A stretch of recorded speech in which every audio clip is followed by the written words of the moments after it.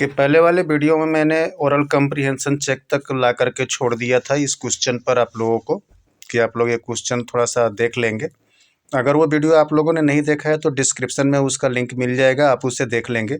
चलते हैं इसके आगे, देखते हैं। पहले ओरल कम्प्रीहेंशन चेक में थोड़ा समझा दूँ।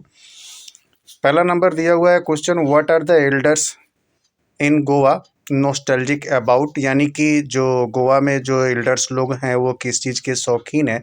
तो बस सिंपल सी बात है, वो लोफ ऑफ ब्रेड के लिए शौकीन है, यानी कि ब्रेड खाने के लिए।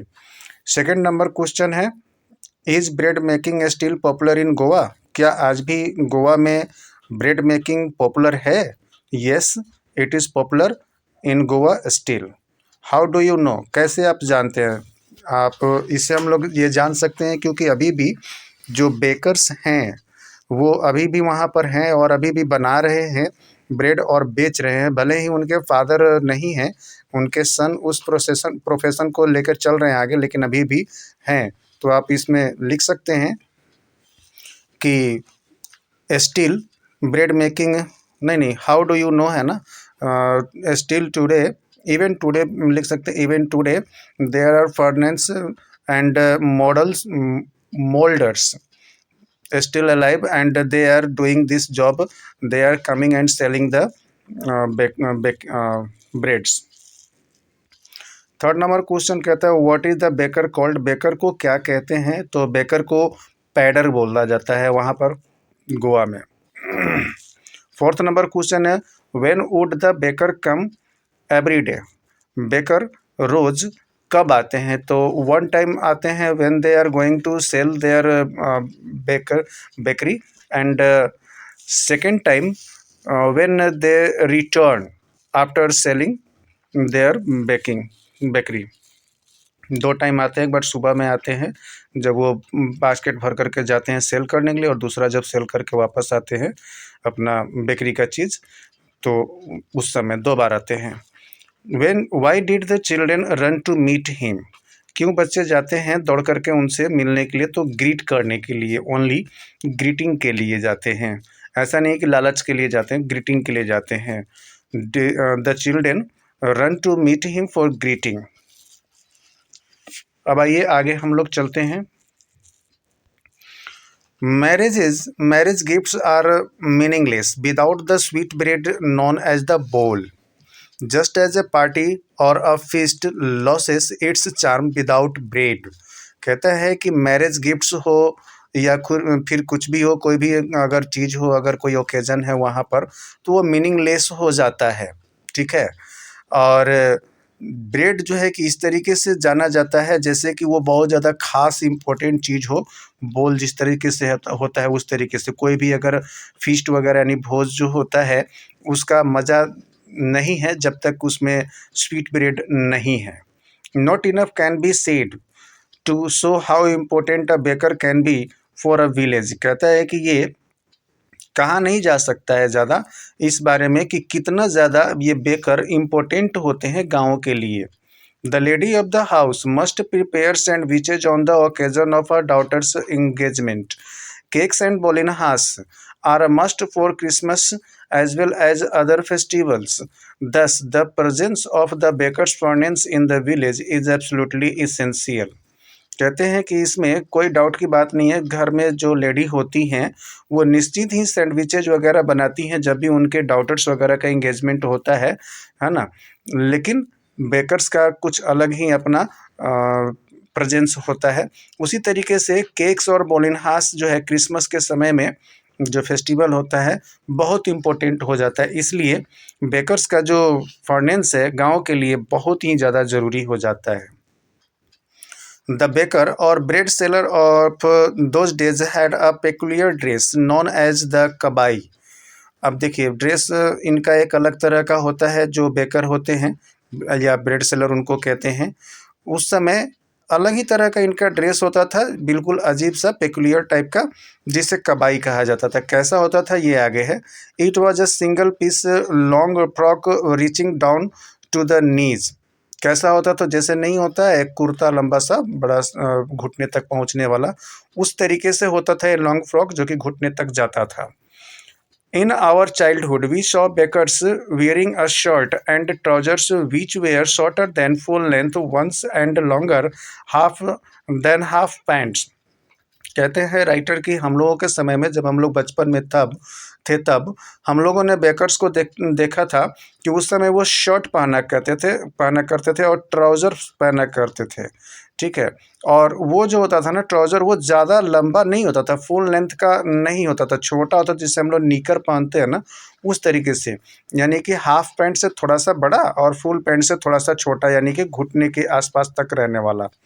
Even today, anyone who wears a half pant which reaches just below the knees invites the comment that he is dressed like a padder. आज भी कहते हैं कि अगर कोई इस तरह का अगर वहाँ पर पैंट पहनता है, अगर हाफ पैंट के जैसा जैसे वो पहनते थे, जो कि थोड़ा सा घुटने से नीचे जा रहा हो, तो उसे लोग जो है ना आज भी मतलब कि पैडर कह के बुला देते हैं। तो भाई अगर आप जाते हैं गोवा में तो आप वैसा ड्रेस नहीं पहनिएगा, नहीं तो आपको भी पैडर कहा जाएगा, मान लिया जाएगा कि आप भी बेकरिंग का काम करते हैं। The baker usually collected his bills at the end of the month. अब बेकर कैसे पैसे लेते थे, तो ये जनरली जो है ना महीने के आखिरी में लेते थे। जनरली ये महीने भर आपको देते थे अपना ब्रेड और महीने के आखिरी में उसका हिसाब करते थे। Monthly accounts use to be recorded on some wall in pencil. कहाँ पर लिखते थे ये अपने हिसाब किताब को, तो बस दीवार वगैरह पर लिख देते थे पेंसिल से। Baking was indeed a profitable. देखो कितना ईमानदारी की बात हो सकता है कि कोई दीवार पर मिटा भी दे, दूसरा चीज़ भी लिख दे, लेकिन ऐसी भी बात नहीं थी। Baking was indeed a profitable profession in the old days. कहते हैं कि पुराने समय में बेकिंग का काम करना जो था ना एक बहुत बढ़िया बिजनेस था, फ़ायदा वाला बिजनेस था। The baker and his family never starved. जो भी काम करते थे बेकर का, उसका फैमिली या फिर वो कभी भी भूखा नहीं रहता था। ही his family and his servants always looked happy and prosperous. They plump physics was an open testimony to this.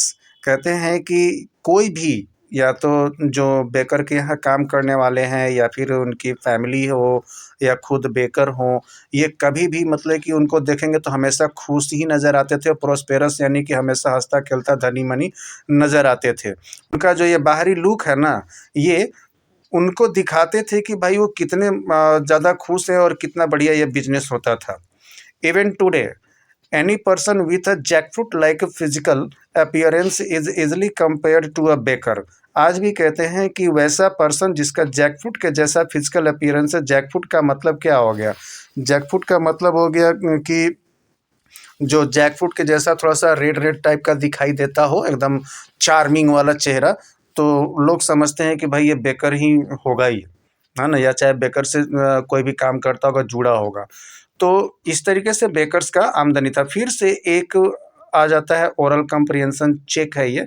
इसमें बहुत सारे क्वेश्चन होंगे, 5 क्वेश्चन तो इधर है और उसके बाद में थिंकिंग अबाउट द टेक्स्ट है।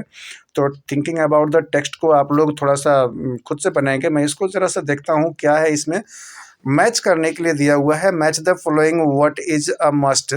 आपको मैच करना है, आप बताएंगे, उसके बाद में बताऊंगा लिख कर मुझे कि कौन सा आपको सही आंसर है और कौन सा गलत है। और एक बात ईमानदारी से अगर कहें तो जो ये ओरल कंप्रिहेंशन चेक कर लेता है और जो एक्सरसाइज में दिया होता है क्वेश्चन, उसको जो करता है बढ़िया से, उसको समझ लो ना कि एग्ज़ाम में आने वाला जो क्वेश्चंस होते हैं इसी के ऊपर अधिकतर बेस्ड होते हैं। आप बिना मतलब का इधर उधर जो पैर मारते हैं, आप अगर मिलाएंगे ना तो ये जो क्वेश्चंस होते हैं अधिकतर इससे मिलते जुलते क्वेश्चंस वहाँ पर भी होते हैं। हाँ, थोड़ा बहुत जब आप चैप्टर याद कर लिए, लिखने अगर आपको आता है तो आप तो अंदर से भी क्वेश्चन अगर आ रहा है तो उसमें आपको कोई प्रॉब्लम नहीं होता है। चलिए, तो ये मैच करिएगा। फिर what did the bakers wear, क्या पहनते थे वो इन द पोर्टुगीज डेज, यानी पोर्टुगीज के समय में, और when the author was young, और जिस समय राइटर जो थे वो छोटे थे, उस समय दोनों टाइम का बताना है। हु इनवाइट्स द कमेंट, कौन कमेंट इनवाइट करता है? He is dressed like a pader, why, यानी कि ये जो है ना he is dressed like a pader, कौन बोलता है और क्यों बोलता है? तो गोवा के लोग बोलते हैं, क्योंकि वहाँ पर पैडर ही इस तरह का मतलब ड्रेस पहनते हैं जो नी तक जाता हो। Where the monthly accounts for of the baker recorded, कहाँ पर ये बेकर अपना मंथली अकाउंट रिकॉर्ड करते थे? तो on the wall. What does a jackfruit like appearance mean, jackfruit like appearance का मतलब क्या होता है? Happy and prosperous. ठीक है, तो इस तरीके से उसके बाद में थिंकिंग अबाउट टेक्स्ट भी आपको बहुत सारा है, जो नहीं समझ में आता होगा हमसे आप पूछेंगे, हम बताएंगे और उसका तब आप आंसर करेंगे। पहले आप आंसर करिए और मेरे चैनल पर आप डालिए उसको डिस्क्रिप्शन क्या कहते हैं, कमेंट के रूप में, मैं उसका ज़रूर जवाब दूंगा। ठीक है, मिलते हैं फिर नेक्स्ट वीडियो में इसका एक अगला पार्ट लेकर के। तब तक के लिए बाय बाय।